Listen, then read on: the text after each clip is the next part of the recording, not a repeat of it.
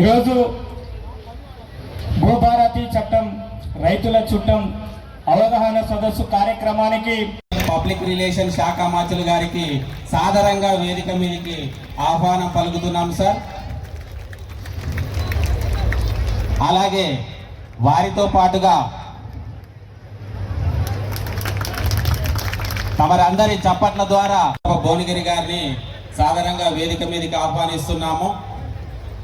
అలాగే గౌరవనీయులైనటువంటి తుంగతుర్తి శాసనసభ సభ్యులు శ్రీ మందుల సామేల్ గారిని సాదరంగా వేదిక మీదకి ఆహ్వానిస్తున్నాము.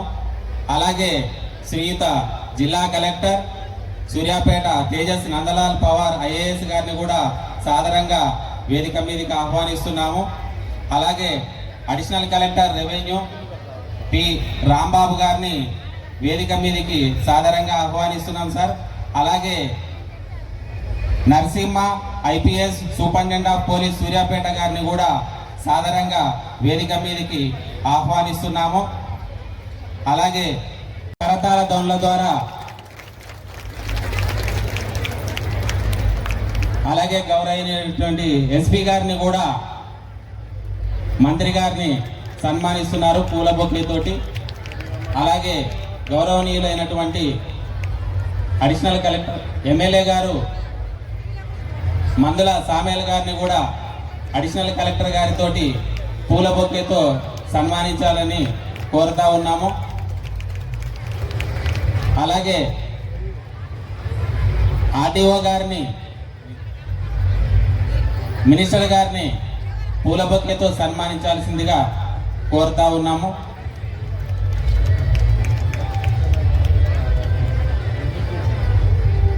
మీ అందరికీ కావచ్చు, ఇతర రకాలు ఉన్న భూములు ఆన్లైన్లో లేని సందర్భంలో వాటికి పరిష్కారం చేయడానికి కావచ్చు.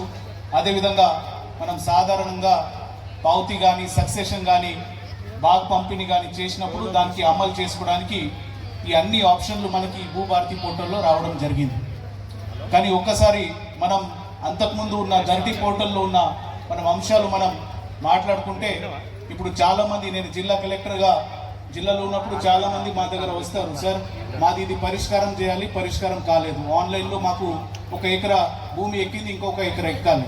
కొంతమంది వస్తారు, సార్ మా భూమిలో మేము కాస్తూరు కలిసి ఉన్నాము, మేము సాగు చేసుకుంటా ఉన్నాం, కానీ అది ఆన్లైన్లో ఎవరో ఒకరిది పేరు ఎక్కింది, మాకు తెలియని వాళ్ళు పేరు ఎక్కింది. కొంతమంది వస్తారు, సార్ మేము బాగా పంపిణీ చేసుకున్నాము, మేము సాదా కైతం తీసుకొని మాకు 13B వచ్చింది, మేము సాగు చేసుకుంటున్నాము, ఎవరో ఒకరు మా భూముల మీద మళ్ళీ పాత వాళ్ళ పేర్లు నమోదవుతా ఉంది.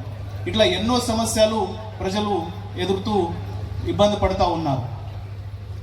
కానీ ఎంఆర్ఓ ఆఫీస్ దగ్గర పోతే ఎంఆర్ఓ గారు ఏమంటారు, ఈ ఆప్షన్ నా దగ్గర లేదు, మీరు కలెక్టర్ గారి దగ్గర పోవాలి. ఆర్డీఓ గారి దగ్గర పోతే ఏమంటారు, మా దగ్గర లేదు, మీరు కలెక్టర్ గారి దగ్గర పోవాలి. సో అందరిది సమస్యలు ఒకే చోట వచ్చినప్పుడు దానికి పరిష్కారం కూడా కొంచెం మనకి ఇబ్బంది అయింది. అదే కాకుండా ఆన్లైన్ ఏమైనా ధరణి పోర్టల్ ఉన్నప్పుడు ఆన్లైన్లో ఎక్కని లెక్కలు చాలా ఉన్నాయి. చాలామంది రైతులు వారు ఆన్లైన్లో డేటా ఎక్కలేదు. ఎక్కే క్రమంలో ఏమైనా తప్పు జరిగింది అనుకోండి, సవరణ చేసుకోవడానికి ఎలాంటి ఆస్కారం లేకుండేది. దానికి పరిష్కారం అప్పుడు ఏంటంటే సూటిగా సివిల్ కోర్టు పోవాలని మనకి చెప్పడం జరిగింది. ఇప్పుడు ఏది సవరణ చేసుకోవాలన్నా కొత్త చట్టం ద్వారా మనకి దాంట్లో ప్రొవిజన్స్ ఉన్నాయి, దాని ద్వారా మనం పరిష్కారం చేసుకోవచ్చు.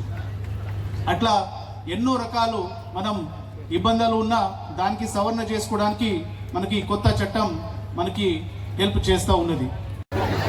ఇంకొక మాట అయినా రైతులు చెప్పారు, గౌరవనీయులు ఇవాళ వద్దా తప్పకుండా, ఎందుకంటే అప్పుడున్న పరిస్థితులలో పట్టా చేసుకోలేదు, మా నాన్నగారు కూడా చేసుకోలేదు సార్. అప్పుడు రాజశేఖర రెడ్డి ప్రభుత్వం ఉన్నప్పుడు మాకు 10,000 క్రాప్ లోన్ ఇచ్చింది సార్, అది కూడా రుణమాఫీ చేసింది ఆ ప్రభుత్వం ఉన్నప్పుడు. టీఆర్ఎస్ గవర్నమెంట్ వచ్చిన తర్వాత మా భూములు అనేది సాదాబాయి నామలు కాకుండా అసలు మమ్మల్ని ఏ విధంగా కూడా మమ్మల్ని చూడకుండా ఎంఆర్ఓ ఆఫీస్కి పోతే మీరు చెన్నారెడ్డి శ్యామసుందర్ రెడ్డి మీ సీలింగ్ భూమి అని మేము ఏదైనా అప్లికేషన్ ఇస్తే పక్కకు పడేయడం జరుగుతుంది సార్. అదే విషయం మన ఎమ్మెల్యే గారికి కూడా ఒకసారి దృష్టికి తీసుకెళ్తే అసెంబ్లీలో మాట్లాడడం జరిగింది సార్. ఇప్పుడు మా చెల్లె గారికి 1 ఎకరం భూమి రాసిచ్చినాం సార్. మా బావగారు ఏమంటున్నా, ఆ భూమి పట్టా కాదు నాకు వద్దు అని మా చెల్లెని ఇబ్బంది పెడుతుంది సార్. ఆ భూమి ఒక్క సెకండ్ అన్న, ఏంటి సబ్జెక్ట్? అది సీలింగ్ ల్యాండ్ అని చెప్పేసి జన్నారెడ్డి శ్యామ్ సుందర్ రెడ్డి గారు గతంలో సీలింగ్ భూ పరిమితి చట్టం కింద ల్యాండ్ను వారి దగ్గర నుంచి తీసుకోవడం జరిగింది సార్. అయితే దాంట్లో ఉన్నటువంటి భూములు ఏదైతే ఉన్నాయో అవి వీళ్ళు prior to the act, ceiling act రావడం కంటే ముందుగానే కొనుగోలు చేసినామని చెప్పేసి వీళ్ళు చెప్తున్నారు సార్. కానీ మన రికార్డులలో మాత్రం సీలింగ్ యాక్ట్ పరిధిలోకి తీసుకొని వాటిని చేయకుండా వీళ్ళు సాదా బైనామా ద్వారా కూడా గతంలో దరఖాస్తు చేసుకున్నప్పటికీ కూడా ఇప్పుడు చేయలేదు సార్. వారిది సో ఇందాక కలెక్టర్ గారు మీరు చెప్పింది ఇదే సబ్జెక్ట్ కదా, దీని మీద CCLI గారు 26కి వస్తాడు. దీని ఎక్స్క్లూజివ్లీ ఈ సర్వే నెంబర్కి సంబంధించిన ఫుల్ డీటెయిల్స్ తీసుకొస్తే couple of hours principal secretary మీరు నేను ముగ్గురం కూర్చున్నా దాన్ని పరిష్కారం చేద్దాం, పాదుకలు చేద్దాం. Thank you sir. న్యాయమైన వాటన్నిటినీ శాశ్వతంగా పరిష్కరించి వాటికి ఈ చట్టం ద్వారా పాస్బుక్లు ఇస్తాము. మిస్సింగ్ సర్వే నెంబర్లు ఏవైతే ఉన్నాయో న్యాయమైన వాటిని అన్నిటినీ పరిష్కరించి వాటికి కూడా పాస్బుక్లు ఇస్తాము. ఒక సర్వే నెంబర్లో ఏ కారణం చేత అయినా ప్రభుత్వం భూసేకరణ చేసిన ఏదైనా కోర్టు కేసుండి ఉన్న కారణంగా ఆ నెంబర్ మొత్తం ప్రొబిటల్ లిస్ట్ లో ఉంటే దానిని విభజించి మిగిలిన ఆస్తినంతా ఎవరి భూమిని వారికి పూర్తి రైట్స్ ఈ చట్టంలో కల్పించబడింది. మనిషికి ఆధారం ఎలా ఉందో ప్రతి రైతన్నకు ఒక భూదారు ఖాతాని ఇస్తాము. ఆధార్ బటన్ నొక్కితే మీ వివరాలన్నీ